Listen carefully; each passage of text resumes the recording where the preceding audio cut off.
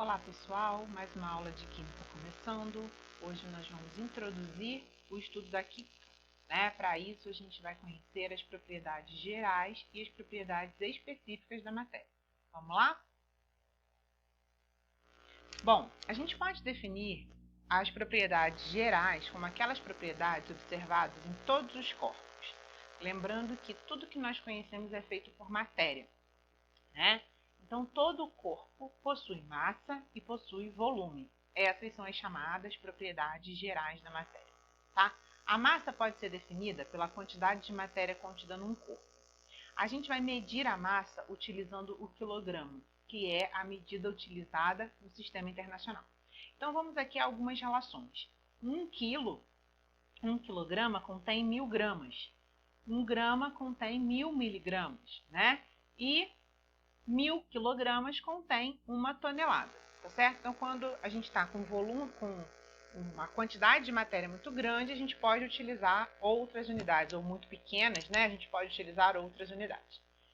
O volume é o espaço ocupado pelo corpo, tá? No sistema internacional, a unidade de volume é o metro cúbico, que equivale a 1000 litros, porém, na química, a gente utiliza o litro e as suas unidades derivadas, tá certo? Então fica um pouquinho mais fácil para a gente entender, e trabalhar. Agora a gente começa a falar de propriedades que são específicas dos materiais. O que isso significa?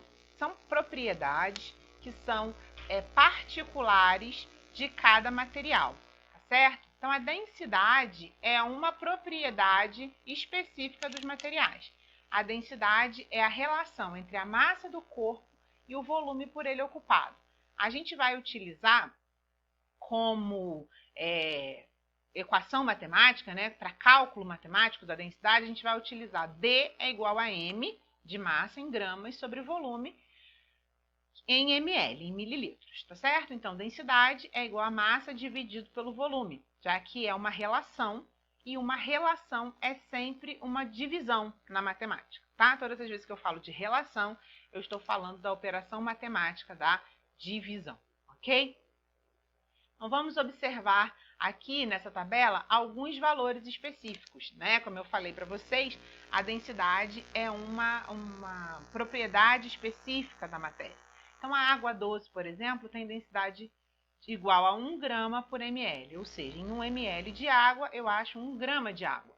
O alumínio tem 2,7 gramas por ml, ou seja, em 1 ml de alumínio temos 2,7 gramas. O carvão, meio grama por ml.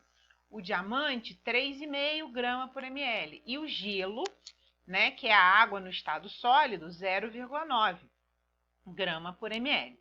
Lembrando que esses aqui são apenas alguns valores, alguns materiais e alguns valores de densidade, mas cada material tem o seu valor específico para a densidade, tá?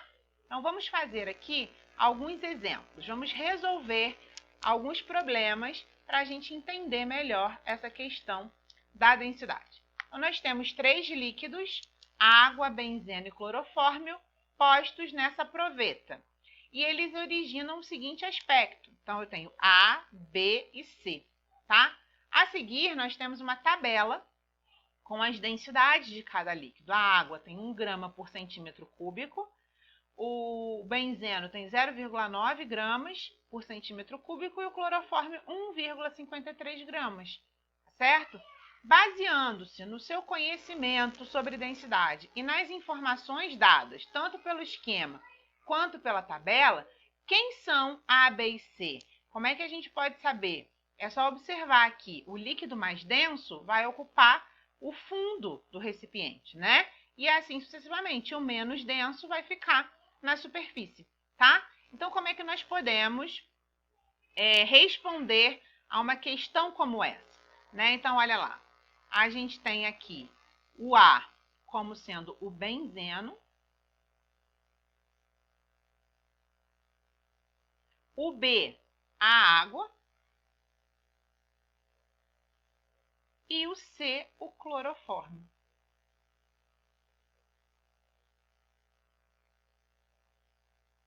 Como nós podemos justificar essa resposta? Os líquidos mais densos, ou o material mais denso vai para o fundo. Então, nós temos uma coluna onde o menos denso está na superfície e o mais denso está no fundo. Se eu pegasse em casa um copo com água e colocasse óleo e gelo, né? A densidade do óleo é cerca de 0,7, a densidade do gelo cerca de 0,9 e a densidade da água doce 1. Como é que ia ser a minha distribuição desses líquidos no copo? Eu teria água no fundo, o gelo, né, entre a água e o óleo, que seria o líquido menos denso, por essa razão estaria por cima, tá? Vamos continuar aqui nos nossos exemplos sobre densidade, né? Então, o segundo exemplo diz o seguinte: na tabela abaixo temos as densidades de alguns materiais sólidos. Se eles forem adicionados à água líquida e pura à temperatura ambiente, qual deles flutuará? A gente tem aqui na própria tabela a densidade da água, né? Então, aqui eu tenho que a densidade da água é 1. Logo, tudo que tiver uma densidade menor do que 1 vai flutuar. O que tem densidade menor do que 1 nessa tabela? Apenas o pau-brasil e o carvão. Todos os outros materiais afundariam em água. Então, a temperatura ambiente, qual deles vai flutuar? O pau-brasil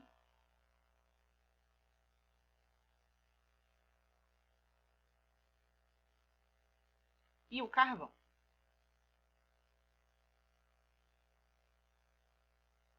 Correto?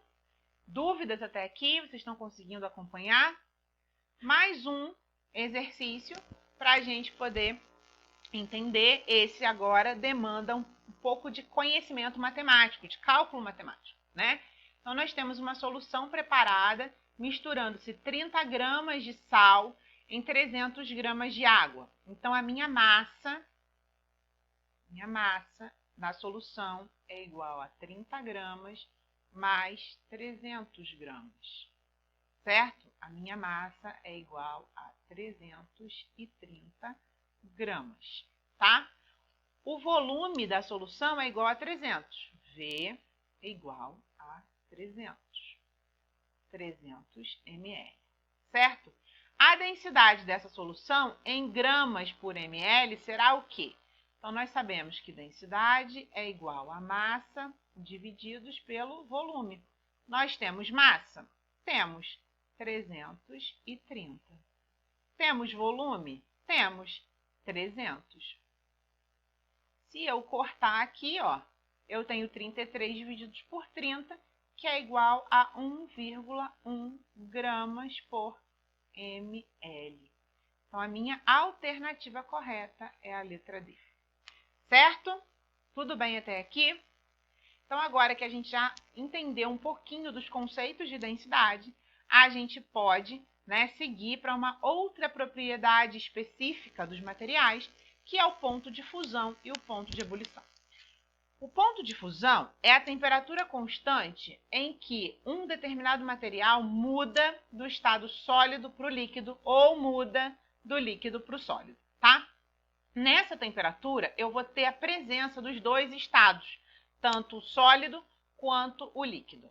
No caso da água, que é uma substância que a gente utiliza muito, que está presente no nosso dia a dia, que é fácil da gente perceber, o ponto de fusão da água ao nível do mar é 0. Por que ao nível do mar? Porque à medida que a gente se afasta do nível do mar, os pontos de fusão e de ebulição mudam, porque ocorre a influência da pressão, tá? Então, no nível do mar, lá perto da praia, né, em regiões próximas da praia, ao nível do mar, 0 metros de altitude, a gente tem o ponto de fusão da água, 0 graus Celsius. O ponto de ebulição é a temperatura constante em que ocorre a mudança do estado líquido para o gasoso e do gasoso para o líquido. Então, como no ponto de fusão, nessa temperatura eu vou ter tanto material no estado líquido quanto material no estado gasoso, tá? Falando sobre água, a temperatura, né, o ponto de ebulição da água no nível do mar é 100 graus. Aqui em Petrópolis, a gente está aproximadamente 750 metros de altitude. Então, a temperatura de ebulição da água, o ponto de ebulição da água é um pouquinho menor do que 100 graus, aproximadamente 98 graus Celsius, a temperatura de ebulição da água. Não dá muita diferença. Mas quanto maior a altitude, menor será a temperatura de ebulição, tá? Da água, ok? Se você pegar fazendo um experimento sobre pressão, né? Se você pegar um pouco de água morna, cerca de 40 graus, colocar numa seringa e puxar o êmbolo da seringa, ela vai ferver a 40 graus. Por quê? Porque você diminuiu a pressão atmosférica dentro da seringa, tá? Então, quanto mais alto a gente está, quanto mais elevada a altitude, menor será o ponto de ebulição do material, qualquer que seja ele, tá certo? A gente está falando de água aqui, mas a influência da pressão é sobre qualquer material. Aqui a gente tem um diagrama, né, um gráfico para mostrar para a gente essa temperatura. Então, observa aqui, ó, que aqui eu tenho a temperatura, né, 0 grau e 100 graus, porque aqui é o meu ponto de fusão e aqui é o meu ponto de ebulição, né, no caso da substância que a gente está trabalhando aqui, que é a água. Opa, desculpem. Só um minuto, deixa só eu apagar aqui essas interferências que aconteceram aqui. Bom, enquanto isso, a gente observa o seguinte, olha, abaixo de 0, temperatura abaixo de 0, eu só tenho água no estado sólido, tá? Temperatura abaixo de 0, água no estado sólido, só tenho gelo. A 0 grau, eu tenho gelo e líquido. Entre 0 e 100 graus, eu só tenho água no estado líquido. Cheguei a 100 graus, eu passo a ter água no estado líquido, mas eu também tenho vapor de água, ou seja, eu tenho água no estado gasoso. E acima de 100, eu tenho só vapor de água. Então, observa que eu tenho aqui, ó, o meu ponto de fusão, que é o F, o 0 grau, né, o PF. Eu coexisto os dois estados, sólido e líquido, tá? A 100 graus, ponto de ebulição da água, eu coexisto os dois estados, líquido e vapor, tá certo? Com isso, nós estamos encerrando o assunto da nossa aula de hoje, só para a gente concluir um exemplo, né, para a gente ter uma ideia. Aqui nós temos uma tabela, isso é uma questão de uma universidade. Então, nós temos aqui, considere a tabela, os pontos de fusão e ebulição das substâncias a seguir a uma atmosfera de pressão, ou seja, está no nível do mar. A 50 graus, quem vai estar no estado líquido? Então, lembra que aqui no ponto de fusão, eu tenho sólido. E aqui no ponto de ebulição, eu tenho gasoso. Certo? Então, se o cloro ele é sólido a menos 101 e é vapor a menos 34, ele não está no estado líquido quando eu estou a 50 graus. O flúor, ele é sólido a menos 219 e ele é gasoso a menos 188, a 50 graus ele também não está no seu estado líquido. O bromo, a menos 7,2, ele é sólido. E a 58, ele é gasoso. Opa, aqui, ó, 50 graus, eu tenho o bromo no estado líquido. O mercúrio, menos 38,8, ele é sólido. 356,6, ele é gasoso. Então, aqui também eu tenho, ó, 50 graus pode ter, tá? Pode estar no estado líquido. O iodo, para estar sob a forma sólida, né, ele tem que estar a partir de 113 graus.